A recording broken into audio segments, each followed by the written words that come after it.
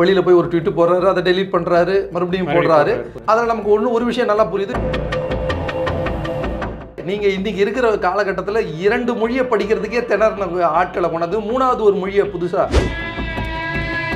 என்னுடைய வகுப்பு தோழர்கள் நிறைய பேர் இந்த ஆங்கிலத்தை மட்டும் பயந்து எக்ஸாமுக்கே வர மாட்டாங்க. இந்த மும்மொழி கொள்கைகளோட மூலம் என்னன்னு பார்த்தீங்கன்னா படிக்காத. நான் படிக்கின்ற காலகட்டத்தில் ஒரு 10வது படித்த அண்ணன் ஃபெயில் ஆகி என் கூட வந்து இருக்கும்போது அவர் வகுப்பில் எங்கள் கூட உட்காரத்துக்கு எவ்வளோ கஷ்டப்படுவார்னு நான் அனுபவிச்சிருக்கேன். படிப்பறிவு வந்துடும், அறிவு வந்துடும். அவருக்கு படிப்பறிவு இருந்தும் அவருக்கு அறிவு இல்லை. பொது வெளியில் பேசுகிறாரு, MK ஸ்டாலின்னு பேசுகிறாரு.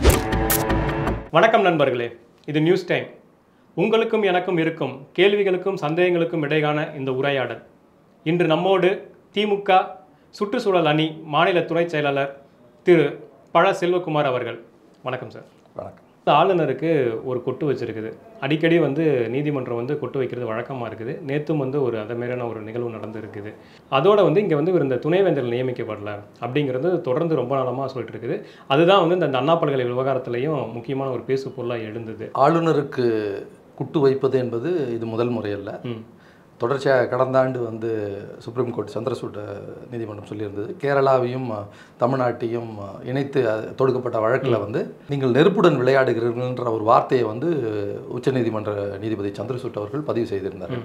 அதாவது தொடர்ச்சியாக பாஜக ஆளக்கூடிய மாநிலங்களில் இருக்கக்கூடிய ஆட்சியாளர்களை அவர்கள் ஆட்சி அமைக்க, அவர்கள் ஆட்சி செய்வதற்கு தடங்கல் செய்வதற்காகவே நியமிக்கப்பட்டவர்களாக ஆளுநர்கள் இருக்கிறார்கள் என்பதை மறைமுகமாக சொல்லி இந்த மாதிரி நீங்கள் ஒரு அந்த கவர்மெண்ட்டை ரன் பண்ணுறதுல நீங்கள் தொடர்ச்சியாக பண்ணுறது கிட்டத்தட்ட நெருப்போட விளையாடுற மாதிரி, அதை செய்யாதீர்கள்னு ஒரு கடந்த ஆண்டு ஒரு குற்றச்சாட்டு சொல்லியிருந்தாங்க. அதனுடைய தொடர்ச்சியாக நமது அரசு உச்சநீதிமன்றத்தில் தொடர்ச்சியாக அவருடைய தலையீடை பற்றி நம்ம ஒரு இது பண்ணியிருக்கோம். UGC மேட்டரில் அவருடைய தலையீடு எப்படி இருக்குன்றதுக்கு நம்ம ஃபர்தராக ஒரு அப்பீல் போயிருக்கோம். இப்போ அதுக்கு உடனடியாக பதிலளிக்க சொல்லி உச்சநீதிமன்றம் சொல்லியிருக்கு.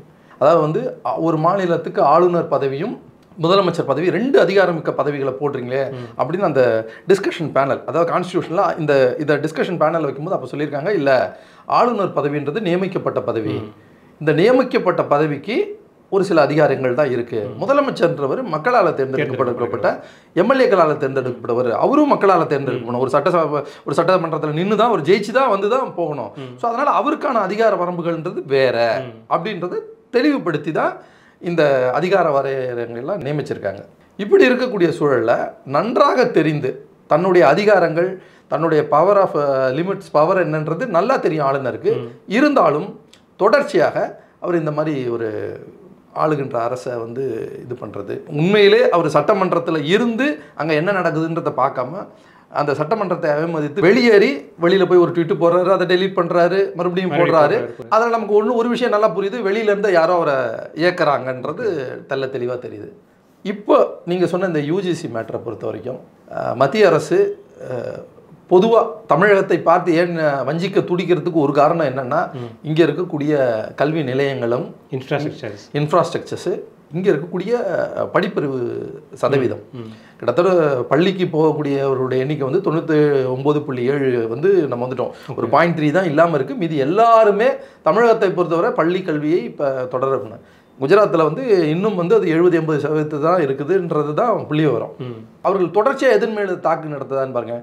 நீட் ஆகட்டும், விஸ்வகர்வா திட்டமாகட்டும், இன்றைக்கி வரக்கூடிய UGC ஆகட்டும், ஆல் பாஸ் 8th வரைக்கும் இருக்கக்கூடிய ஆல் பாஸ், இது எல்லாத்தையும் தொடர்ச்சியாக அவர்கள் போய் தாக்குதற்கு ஒரே ஒரு காரணம் தான் இருக்கும், இவர்களை படிப்பை நிறுத்தணும். மும்மொழி கொள்கை, சுயமாக சிந்திக்கக்கூடாது அப்படி சொல்லி. மும்மொழி கொள்கைன்றது என்ன? இப்போ உங்களுடைய வயது நீங்கள் படிக்கும்போது ஆல் பாஸில் இருந்திருப்பீங்க. நான் படிக்கும்போது நான் ஆல் பாஸ் கிடையாது, நல்லா புரிஞ்சுக்கோங்க. நான் படிக்கிற காலத்தில் நான் நிறைய மாணவர்களை பார்த்துருக்கேன். இந்த எங்களுக்கு ஆல் பாஸும் வந்தது. அதாவது நல்லா ஒன்று புரிஞ்சுங்க, அந்த ஒரு மாரி செல்வராஜ் ஒரு படம் எடுத்திருப்பார். அதில் அந்த கதாநாயகன் பரியேறும் பெருமாள் அவர் ஆங்கிலத்துக்கு கஷ்டப்படுவார். அது ஒரு பீரியட் ஃபிலிம், அது ஆங்கிலத்துக்கு கஷ்டப்படுவார். அதனால் அந்த எக்ஸாமை கண்டு பயப்படுவார். அது உண்மை, அந்த படத்தில் காட்டப்பட்டது உண்மை. நான் அதை ரொம்ப ஃபீல் பண்ணி பார்த்தேன். ஏன்னா என்னுடைய வகுப்பு தோழர்கள் நிறைய பேர் இந்த ஆங்கிலத்தை மட்டும் பயந்து எக்ஸாமுக்கே வர மாட்டாங்க. எழுதுனா ஒரு வேளை பாஸ் கூட ஆகிருப்பாங்க. ஆனால் கிடையாது. நீங்கள் இன்றைக்கி இருக்கிற காலகட்டத்தில் 2 மொழியை படிக்கிறதுக்கே திணறின ஆட்களை கொண்டது 3வது ஒரு மொழியை புதுசாக, அதனுடைய எழுத்து வடிவம் வேறு, எல்லாமே வேறு, அதனுடைய உச்சரிப்பு வேறு. இப்படி இருக்கும்போது 3வது ஒரு மொழியை கொண்டாந்து நமது மீள திரிக்கிறதுக்கு வந்து என்ன காரணம்? அவங்க தான் தெளிவாக சொல்கிறாங்க, நாங்கள் திணிக்கிறது கிடையாது, விருப்பம் இருக்கவங்க படிச்சுக்கோங்க அப்படிங்கிறத. அதாவது கல்வியை இவர்கள் சொல்வது எல்லாமே எப்படின்னு பார்த்தீங்கன்னா ஆரம்ப கட்டம் இது ஒரு மும்மொழி கொள்கையை கொண்டாடுவது. எதற்காக இத்தனை ஆண்டுகாலமாக இதை எதிர்த்து இன்னைக்கு 2 மொழி இருந்தால் போதும், இதில் இருந்து படித்து இன்னைக்கு உலகத்தில் இருக்கக்கூடிய எல்லா இடங்கள்லையும் தமிழ்நாட்டை சேர்ந்த மாணவர்களும் இளைஞர்களும் பெரிய பெரிய பதவிகளில் போயிருந்தது இந்த 2 மொழி கொள்கையை வச்சு தானே போயிருக்காங்க. நமக்கு மும்மொழி தேவையில்லையே. இன்னைக்கு பக்கத்தில் இருக்கிற கேரளாவில் இவங்க மும்மொழி கொண்டு வந்து அங்கே இந்தியை கட்டாயமாக்குனாங்க. ஹிந்தி படித்தாலும் அங்கெல்லாம் எங்கே அதிகபட்சம் அவங்க நர்ஸாக போயிருப்பாங்க, இல்லை வேறங்கண்ணா ஒரு பெரிய உயர் பதவிக்கு போகிறது எல்லாமே பார்த்தீங்கன்னா தமிழ்நாட்டில் இருந்து போகிறவங்களா தான் இருப்பாங்க. இது ஒரு சைடு இருக்கட்டும். இந்த மும்மொழி கொள்கை. அடுத்து விஸ்வகர்மா திட்டம். குலக்கல்வி திட்டத்துக்கும் இதுக்கும் பெரிய வித்தியாசம் கிடையாது. நீ சீக்கிரமா போ, நீ சீக்கிரமா காசு பாரு, நீ படிக்காத, பெரிய லெவல்ல போகாத, படிக்காத. அதனுடைய மூலம் என்னன்னு பார்த்தீங்கன்னா நீங்கள் படிக்காதன்றது தான். இந்த மும்மொழி கொள்கைகளோட மூலம் என்னன்னு பார்த்தீங்கன்னா படிக்காத. 8th வரைக்கும் ஆல் பாஸ்ன்னு வச்சிருக்கிறது எதுக்காக இந்த மாநிலத்தில் வச்சிருக்கோம்னா, நீ 8வது வரைக்கும் அந்த புரிதல் வேணும். அந்த வயது வரும்போது வரைக்கும் கல்வி மேல் இருக்கக்கூடிய பயம் தெளியணுன்றதுக்காக தான் 8வது வரைக்கும் ஆல் பாஸ்ன்றது ஒன்று கொண்டு வந்தது இந்த மாநிலம். இன்னைக்கு கிட்டத்தட்ட அவர்கள் இருக்கக்கூடிய ஒரு 16 மாநிலங்களில் இது என்ன மாதிரி விளைவை உண்டு பண்ணோம்? நான் படிக்கின்ற காலகட்டத்தில் ஒரு 10வது படித்த அண்ணன் ஃபெயில் ஆகி என் கூட வந்து இருக்கும்போது அவர் வகுப்பில் எங்கள் கூட உட்காரத்துக்கு எவ்வளோ கஷ்டப்படுவார்னு நான் அதை அனுபவிச்சிருக்கேன். இன்னைக்கு அதனாலே அவர் ஸ்கூலை விட்டு போனதெல்லாம் நான் கண் கூட பார்த்துருக்கேன். ஸோ அப்படி ஒரு நிலையை திருப்பி உருவாக்குவதற்காகவே இந்த 8வது வரைக்கும் ஆல் பாஸை கட் பண்ணிக்கணும்னு துடிக்கிறேன். படிக்கின்ற பையன் கையில் காசை கொண்டு வந்து கொடுப்போம், நீ வந்து கல்வியை இடைநிற்றல் பண்ணுறதுக்காக கொண்டு வரப்பட்ட திட்டம் தான் இந்த விஸ்வகர்மா திட்டம். இதுக்கும் அதுக்கும் நிறைய வித்தியாசம் இருக்கு. அவங்க சொல்றது வந்துட்டு இது வந்து ஒரு கிராஃப்ட் தான். நான் குற்றம் சொல்றேன். தொடர்ச்சியாக நீங்கள் எதற்கு கல்வி சார்ந்த நிறுவனங்கள் யூஜிசியில் கொண்டாந்து இன்னைக்கு என்ன கொண்டு வரீங்க? யூஜிசியில் கொண்டாந்து வந்து சாட்டிலைட் எக்ஸாம்லாம் வேணாம், நீ டைரக்டாக நீ வந்து பிடெக் எம்டெக் முடிச்சா நீ வந்து அசிஸ்டன்ட் ப்ரொஃபஸராக கொண்டு வரலான்னு கொண்டு வரீங்க. இன்னைக்கு வந்து அசிஸ்டன்ட் ப்ரொஃபஸருக்கும் அசோசியேட் ப்ரொஃபஸருக்கும் ஒரு வரையறை தமிழ்நாட்டில் இருக்கு. அசிஸ்டன்ட் ப்ரொஃபஸர்ன்றது அந்த லெவல் 10 11 அகாடமிக் லெவல் 10 11 12 வரைக்கும் வரும். 13A வந்து அசோசியேட் ப்ரொஃபஸராக வரும். இதுக்கு ஒரு சட்டத்திட்டம் இருக்கு. இத்தனை வருஷம் நீங்க வேலை பார்க்கணும், பிஹெச்டி பண்ணியிருக்கணும். யூஜிசியில் என்ன பண்றீங்க, பிஜியில் என்ன பண்றீங்க, அதையே பிஹெச்டியில் பண்ணிங்கன்னா தான் வர முடியும். அப்பதான் உங்களுக்கான அந்த அறிவு வரும். ஒரு கிட்டத்தட்ட ஒரு 10 ஆண்டுகள் நீங்கள் அதில் ஆராய்ச்சி செய்து பிஹெச்டி பட்டப்படிப்பு வந்து இப்படி வரணும்னு ஒரு சட்டத்திட்டம் இருக்கு. நீங்கள் இப்போ என்ன கொண்டு வரீங்க? நீ யூஜி பிகாம் படி, நீ வந்து பிஜி வேற எதையோ படி, நீ பிஹெச்டியே பண்ண தேவையில்ல, நீ எல்லாம் வந்து கொண்டு வரலாம். பல்கலைக்கழகத்துக்கு சம்பந்தம் இல்லாதவர்களை நீ கொண்டாந்து நேரடியாக துணைவேந்தர்களாக நியமிக்கலாம். இதனுடைய உள்நோக்கம் என்ன? தொடர்ச்சியா எங்களுடைய கல்வி மேல நடத்தக்கூடிய தாக்குதல் தானே இது. தொடர்ச்சியா நீ பாரு, எல்லாம் எங்களுடைய நீட் எக்ஸாம்ல எங்க பிள்ளைய கொடுக்குற, நீட் எக்ஸாம்ல தமிழ்ல ஒரு பேப்பர் வருது, ஹிந்தியில ஒரு பேப்பர் வருது. தமிழ்ல எழுதுறவன் ஃபெயிலா போறான், ஹிந்தியில எழுதுறவன் பாஸ் ஆகிறான். எவ்வளவு குழப்பங்களை கொண்டு வரீங்க இந்த ஸ்டேட்டுக்குள்ள. தொடர்ச்சியாக உங்களுடைய தாக்குதல்லாம் ஒரே இடம் தான், கல்வியை நோக்கி தான்.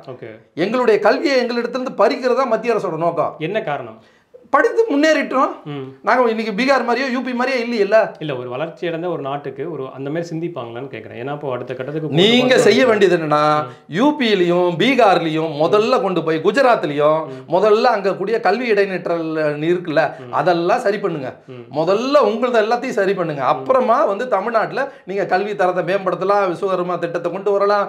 இங்கே கல்வி இடைநிற்றலே இல்லையா, நீ ஏன் கொண்டாந்து எங்களுக்கு விஸ்வகர்மா திட்டம் அக்னிபாத்னு ஒன்று கொண்டு வந்தீங்களா? எதுக்கு? ஸ்கூல் படிக்கும் போதே அவன் போகிறதுக்கு. அவன் இன்ஜினியர் ஆகி போய் இப்போ ஆஃபீஸர்ஸ் ட்ரைனிங் அகாடமியில் போய் படிக்க போறான், ஓடிஏல போக போறான். அவன் ஓடிஏல போய் ஆஃபீஸர் ஆக போறான், சார்ஜன் ஆக போறான், மேஜர் ஆக போறான். அவனை எதுக்கு நீங்க கொண்டு போய் ஒரு 10th படிக்கும் போதே அவனை இடைநிற்றல் பண்ணி அவனை கொண்டு வந்து சேர்த்து, அதுவும் ஒரு டெம்பரவரி பீரியடு, அவனுக்கு எந்த பென்ஷனும் கிடையாது, அவனுக்கான என்ன மாதிரி பலன்கள் கிடைக்கும்ன்றதே தெரியாம ஒரு அக்னிபாத் திட்டம், இளைஞர்கள் படிக்கிற பசங்களை தொடர்ச்சியா நீங்க பாருங்க. இந்த அவர்களுக்கு கற்றல் சிந்தனை வந்துடக்கூடாது. படிச்சா என்ன பண்ணுவான்? கேள்வி கேட்பான். இவங்கள படிப்பறிவு வந்துடும், அறிவு வந்துடும். இப்ப ஆளுநருக்கு படிப்பறிவு இருந்தும் அவருக்கு அறிவு இல்லை. பொதுவெளியில பேசுறாரு, MK ஸ்டாலின் பேசுறாரு. ஒரு மாநிலத்தோட முதலமைச்சரை மாண்புமிகுன்னு சொல்றது கட்டாயம். நீங்க பொதுவெளியில MK ஸ்டாலின் எழுதுறீங்க. இது எந்த விதத்துல நியாயம்? நீ படித்தவர் தானே. ஒருவேளை அவருக்கு அந்த கல்வி அறிவு இல்லாம இருக்கலாம். பட் ஆனா இங்க இருக்கக்கூடிய மாநிலங்கள்ல படிக்கக்கூடிய அமைச்சர்கள் அவர் அந்த மாதிரி விமர்சிக்காம இருக்காங்களா? அவர் மாண்புமிகுன்னு தான் விமர்சிக்கிறாங்களா? அப்படிலாம் இல்லை. அதாவது ஆளுநர் ரவி அவர்களை நான் இன்னும் கூட கொச்சைப்படுத்தி பேச முடியும். இன்னைக்கு வரைக்கும் என்னுடைய நாவடக்கத்தோட அவருடைய மரியாதையா பேசக்கூடியதுக்கு ஒரே ஒரு காரணம் அவர் வகிக்கின்ற பதவி. இல்ல நீங்க ஒருத்தர் இல்ல, மற்ற அமைச்சர்கள் எவ்வளவோ பேர் எப்படியோ பேசிட்டு இருக்காங்க. அவர் நடந்துக்கிற விதம் நீங்க, அதாவது எதிரினுடைய ஆயுதத்தை யார் எடுக்கணும்ன்றது முடிவு. நான் இந்த மாதிரி ஒரு அவர் இன்னும் கண்ணியமா இது எவ்வளவு நாள் தான் என்னால விமர்சிக்க முடியும்னு தெரியல. ஏன்னா தொடர்ச்சியா பாத்தீங்கன்னா என்னுடைய மாநில முதல்வர், என்னுடைய கழக தலைவர் அவர் வந்து ஒருமையில பேசினாருன்னா நான் எப்படி அவரை விட முடியும்? நான் கண்டிப்பா கேட்பேன். திமுகன்றது ஒரு பெரிய பறந்துபட்ட இயக்கம். ஓகே. இவ்வளோ பெரிய இயக்கத்தில் எல்லாருக்கும் இடம் இருக்குது. கோவப்படுறவங்களே நம்ம தடுத்து நிறுத்த முடியாதுல்ல. ஏன்னா ஒரு கண்ணியமாக சொல்லிக் கொடுத்த அந்த கட்சிகள் இருந்து இப்போ என்னன்னா சமீப காலமாக சமூக வலைதளங்களில் அதை வந்து அத்தனை எதிர்வினையும் ஒரு மாதிரி கடுமையாக இருக்குது. இன்றைய வரக்கூடிய இளைஞர்களை ஒழுங்குபடுத்த வேண்டிய கட்டாயம் இருக்கிறது. இப்போ தன்னிச்சையாக அவர்கள் பண்ணுறாங்க. இப்போ திமுக மாதிரி ஒரு பெரிய கட்சி, எங்களுடைய கட்சியில் ஐடி விங்னு ஒன்று இருக்குது. அதற்கென்று நாங்கள் பயிற்சி பாசறைகளை நடத்துகிறோம். அவர்கள் எந்த கண்ணியத்தோடு பேசணும், எப்படி தலைவர்களை விமர்சிக்கணும், எதிர்கட்சியாக இருந்தாலும் அவர்களுக்கு என்ன மாதிரி கண்ணியமாக பேசணுன்ற பயிற்சி வகுப்புகள்லாம் நாங்கள் எடுக்கிறோம். புதிதாக கட்சி தொடங்கிய நடிகர்களாகட்டும், புதிதாக வந்த இயக்கங்களாகட்டும், அவர்களிடம் இந்த மாதிரி ஒரு ஐடி விங்குன்ற ஒரு செட்டப் கிடையாது. அந்த ஸ்ட்ரக்சர் இல்லாத காலத்தினால அவர்களுக்கு ஒரு கட்டுப்பாடு இல்லை. அவர்கள் வந்து ஒரு ரசிக மனப்பான்மையிலோ இல்லை ஒரு விசில் அடிச்சான் குஞ்சாலோ அவர்களுக்கு வந்து தொடர்ச்சியாக அவர்கள் அந்த மொழியில் பேசும்போது எங்கேயோ 1-2 வார்த்தைகள், தடித்த வார்த்தைகள் மாறி மாறி பேசியிருந்திருக்கலாம். பட் இதனுடைய துவக்க புள்ளி எங்கேருந்து பார்த்தீங்கன்னா ஒரு ஒருங்கிணைப்பு இல்லாத ஒரு அதனால தான் வருது. ஓகே. ஏன்னா அதிகமாக வந்து இங்கேருந்து ஆரம்பிக்கப்படுது அப்படிங்கிற ஒரு குற்றச்சாட்டு. நான் அதை உறுதியாக மறுக்கிறேன். நீங்கள் தொடர்ச்சியாக பார்த்தீங்கன்னா, நீங்கள் வலைதளத்தில் போய் பார்த்தீங்கன்னா யார் முதலில் அந்த மாதிரி ஒரு அதாவது நாங்கள் தொடர்ச்சியாக எங்களுடைய பயிற்சி வகுப்புகளை அவங்களுக்கு சொல்லிக்கிட்டே இருக்கிறோம். யாரும் 99.99% யாரும் அந்த மாதிரி வந்து தரம் குறைந்த வார்த்தைகளை பயன்படுத்துவது இல்லை. ஆனால் வேறு ஒரு நபர் எங்களுடைய கழகத்தையோ எங்களுடைய தலைவர்களையோ அவர்கள் குடும்பத்தை சார்ந்த நபர்களையோ பேசும்போது கண்டிப்பாக அதனுடைய எதிர்வினை ஆற்றுகிறார்கள். அதையும் கண்ணியமாக ஆற்றுங்கன்னு தான் நாங்கள் சொல்கிறோம்.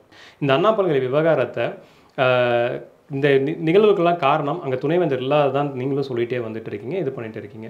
ஸோ இப்போ தமிழகத்தில் இப்போ நீங்கள் இந்தமாரி கல்வி சம்மந்தமாக பேசுகிறீங்க, இது மாணவர்களுக்கு சரியாக சென்று சேரல, இந்த மாதிரியான விவகாரங்களும் நீங்களும் தொடர்ந்து வச்சுட்டே வந்துட்டு இருக்கீங்க. நீங்கள் எந்த அளவு தான் இப்போ அழுத்தம் கொடுக்கணும்? வெறும் அரசியலோட ஒரு பேசு பொருளோட அறிக்கையோடையோ இதோடு நின்றுட்டு போகாமல் இப்போ எல்லாத்தையுமே கொண்டு வரணும் அப்படிங்கிறத நீங்களும் சொல்லுங்கள். அங்கே இருக்க பாதுகாப்பை உறுதிப்படுத்த வேண்டியது மாநில அரசோட கடமையாகவும் இருக்குது, ஆளுநரோட இணைந்து செயல்பட வேண்டிய விஷயமாகவும் இருக்குது.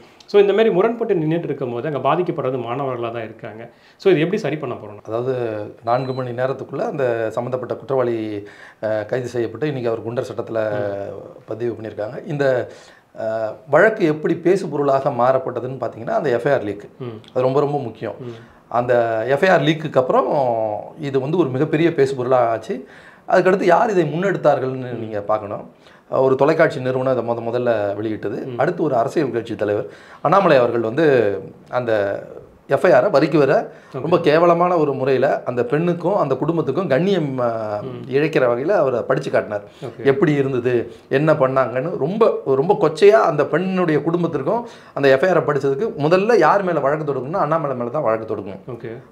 Point number 1. அவர் தான் முதல்ல சொல்லிருக்காரு எஃப்ஐஆர் வெளியிட்டதே பெரிய தவறு அப்படின்னு. இல்லை எஃப்ஐஆர் லீக் அதுதான். இன்னைக்கு எஃப்ஐஆர் எப்படி லீக் ஆச்சுன்றதுக்கு காவல்துறை ஆணையர் அருண் வந்து அவர் ஆல்ரெடி பேட்டி கொடுத்துருக்காரு. இது எந்த தரப்புலேருந்து வெளியாட்டுன்றது சென்ட்ரல்லேருந்து இந்த போர்ட்டல்லேருந்து போகும்போது ஒரு 14 பேர் டவுன்லோட் பண்ணியிருக்காங்க. அந்த 14 பேர் யாருன்றது காவல்துறை கிட்ட இருக்கு. அந்த 14 பேர் மேல நிச்சயம் குற்ற வழக்கு பதிவு செய்ய போறோம். இதை எடுத்துட்டு போய் பொதுவெளியில விவாத பொருளா மாற்றி அந்த எஃப்ஐஆர்ல இருந்ததை வரிக்கு வரி படிச்சது அண்ணாமலை. இதுதான் குற்றச்செயல். இன்னைக்கு சுப்ரீம் கோர்ட்ல வந்து சௌமியா அன்புமணி வழக்கு தொடுத்ததுக்கு கூட அவங்க வழக்கு தொடுத்ததுக்கு ஒரே வார்த்தை சொன்னாங்க, இந்த காவல்துறை விசாரணை இருக்கும்போது விளம்பரப்படுத்துவதற்காக நீங்க வழக்கெல்லாம் திறக்காதுன்னு போன்னு சொல்லிட்டு இருந்தது. உச்சநீதிமன்றத்துக்கு இந்த வழக்கினுடைய போக்கு நன்றாக தெரியும். இது என்ன போயிட்டு இருக்குது, இது சரியான நடவடிக்கை எடுக்கிறாங்களான்றத பாக்குறாங்க. இது போக நீங்கள் மத்தியிலிருந்து ஒரு ஓய்வு பெற்ற 3 பெண் காவல் அதிகாரிகளை வச்சு நீங்கள் ஆய்வும் செஞ்சுட்டீங்க. கரண்ட்டில் இருக்காங்க ஓய்வு பெற்றவங்க, கரண்ட்டில் இருக்கிறவங்களாம் ஓய்வு பெற்ற அதிகாரிகள் அதில் வந்தாங்க. கரண்ட்டில் இருக்கக்கூடிய விமன் ஐபிஎஸ் ஆஃபீஸர்ஸ் வந்தாங்க, டிஐஜி கேடரில் இருக்கிறவங்க வந்தாங்க. இவர்களெல்லாம் விசாரணை பண்ணிவிட்டு உண்மையாகவே யாரை இப்போ சந்திச்சுக்கணும்னா இங்கே இருக்கக்கூடிய ஸ்டேட் காவல்துறை ஆணையரை போய் சிசிபி அருணையோ இல்லை இங்கே இருக்கக்கூடிய ஐஜியோ யாரையோ பார்த்து டிஜிபியை பார்த்து இதனுடைய விளக்கம் நாங்கள் இப்படிலாம் விசாரிச்சோம். இவர்கள் தேடி வந்தது என்ன, இங்கே இருக்கக்கூடிய ஆளுகின்ற அரசை இதில் ஏதாவது ஒரு வகையில் சிக்க வைக்க முடியுமான்னு பார்த்தாங்க. அதை சிக்க வைக்க முடியலன்னு அவங்க நேராக போன இடம் எது, ஆளுநர் மாளிகை. ஆளுநர் ஆர்.என். ரவியை பார்த்து அப்டேட் கொடுக்குறாங்க. அதனால் அவர்கள் செய்த விசாரணையோ இல்லை அவர்கள் நடந்து கொண்ட விதத்தையோ நான் பற்றி பேச விரும்பல. பட் தமிழக காவல்துறை இதில் சிறப்பாக செயல்படுது. அந்த குற்றவாளியை கைது செஞ்சுருக்காங்க. இந்த லீக் பண்ணவங்களை நான் வந்து ஒரு தனிப்பட்ட கோரிக்கையாக வைக்கிறேன். உச்சநீதிமன்றம் தெளிவாக சொல்லியிருக்கு, 25 லட்ச ரூபா நீங்கள் கொடுக்கணும் அந்த பாதிக்கப்பட்ட பெண்ணுக்கு. அதை வந்து தமிழக அரசுக்கு கொடுக்க சொல்ல எல்லாரும் வந்து தொடர்ச்சியாக என்ன சொல்கிறாங்கன்னா தமிழக அரசு கொடுக்க சொல்லிட்டாங்கன்னு. கிடையவே கிடையாது. அந்த 25 லட்சம் ரூபாய் இந்த எஃப்ஐஆர் லீக்குக்கு காரணமானவர்கள் யாரோ அவர்களிடமிருந்து வசூல் செய்து கொடுக்க வேண்டும் தான் சொல்லியிருக்காங்க. அப்படி பார்த்தா மத்திய அரசுல இருந்து இந்த எஃப்ஐஆர் லீக் ஆனதுக்கு அந்த தளத்தை நிர்வகித்த அவர்கள் என்ஐசி அவர்களுக்கு பொறுப்பாக வேண்டும், இல்ல அண்ணாமலை போன்ற அதை பொதுவெளியில படித்த அந்த நபர் இதுக்கு பொதுப்பாக இவர்கள்ட்ட தான் இந்த 25 லட்சம் ரூபாயை வசூல் பண்ணி அந்த பாதிக்கப்பட்ட பெண்ணு கொடுக்கணும். இந்த வழக்கை பொறுத்தவரை மிக தெளிவாக எந்த ஒரு அவர் கட்சி சார்ந்தவரா சாராதவரா எந்த கட்சி அதெல்லாம் கிடையாது. அவர் மேலே குற்றம் செய்தவர், அவர் தண்டிக்கப்பட்டிருக்கிறார், அவர் வந்து சிறையில் அடைக்கப்பட்டிருக்கிறார், அவர் மேலே குண்டாஸ் போட்டிருக்கோம். தொடர்ச்சியாக எல்லா அந்த வழக்கு சம்பந்தப்பட்ட எல்லா இதுவும் விசாரணையில் இருக்குது. ஸோ அதனால் இதில் எந்த வித ஒளிவு மறைவும் இல்லை. இவர்கள் சொல்வது போல யாரும் காப்பாற்ற முயற்சிப்படவில்லை. அந்த சார் என்னது யாருன்னு சட்டசபையில் தலைவர் அவர்கள் தெளிவாக சொல்லிட்டார். யார் அந்த சார்ன்றதுக்கு பல உதாரணங்களை சொல்லியிருக்காரு. பொள்ளாச்சி பாலியல் சம்பவம் ஆகட்டும், அவர்களுடைய கட்சியுடைய முன்னாள் அமைச்சர் வந்து அவர் மேலே ஒரு மலேசியாவிலேருந்து ஒரு துணை நடிகை வந்து புகார் கொடுத்த வழக்காகட்டும், இந்த ராயபுரத்தில் இருக்கக்கூடிய சிந்து என்ற பெண் வந்து ஒரு முன்னாள் அமைச்சர் ஜெயக்குமார் மேலே சொல்லப்பட்ட வழக்கு, இவர்களெல்லாம் இன்னமும் அதாவது வந்து அதில் ஆடியோ நல்லா தெளிவாக இருக்கும். அந்த பொண்ணு வந்து சொல்லும், இவர் அந்த குரல் வந்து ஜெயக்குமாரோடைய குரல் தான் உறுதிப்படுத்தப்பட்ட பிறகும் ஜெயக்குமாரை இன்னும் கட்சியில் வச்சிருக்காருல அந்த சார் தான் எடப்பாடின்னு எங்கள் தலைவர் தெளிவாக சொல்லிட்டாரு. அதுதான் என்னுடைய பதில். இது அரசியலுக்கு அப்பாற்பட்டு இந்த மாதிரி நிகழ்வுகள் நடக்கும்போது இப்படி மாற்றி மாற்றி குற்றம் சுமத்திட்டு இருந்தா அந்த பாதிக்கப்பட்டவங்க பக்கம் யார் நிற்கிறது அப்படிங்கிற ஒரு பெரிய கொஸ்டின் இருக்குல்ல. அதாவது இந்த வழக்கை பொறுத்த வரைக்கும் பாதிக்கப்பட்ட பெண்ணுக்கு என்ன செய்திருக்காங்கன்ற அரசு தரப்பு பொதுவாக நான் கேட்குறேன். இல்லை பொதுவாக அதாவது நான் திருப்பி சொல்கிறேன், இந்த பாதிக்கப்பட்ட பெண்ணினுடைய முகமே வெளியில் வரக்கூடாது, அவருடைய பேரே வெளியில் வரக்கூடாது. இதெல்லாம் செய்தது யார்? இதுதான் அந்த பெண்ணுக்கு செய்தானே. அரசு சார்ந்து அரசு எங்கேயாவது அந்த பெண்ணோட முகவரி தான் சொல்லிச்சா? அந்த பொண்ணு இப்படி பாதிக்கப்பட்டுச்சுன்னு சொன்னாங்களா? குற்ற வழக்குகளில் கைது செய்யப்படுவது இது நடைமுறை. அந்த நடைமுறை எல்லாம் சரியாக பின்பற்றுவது அரசு. இதை எல்லாத்தையும் அதுக்கு எதிர்மாறாக அந்த பெண்ணுக்கு இழுக்கு சேடி தந்தது இங்கே இருக்கக்கூடிய எதிர்கட்சிகளும் அண்ணாமலை போன்றவர்களும் தான். நன்றி. தொடர்ந்து உரையாடுவோம்.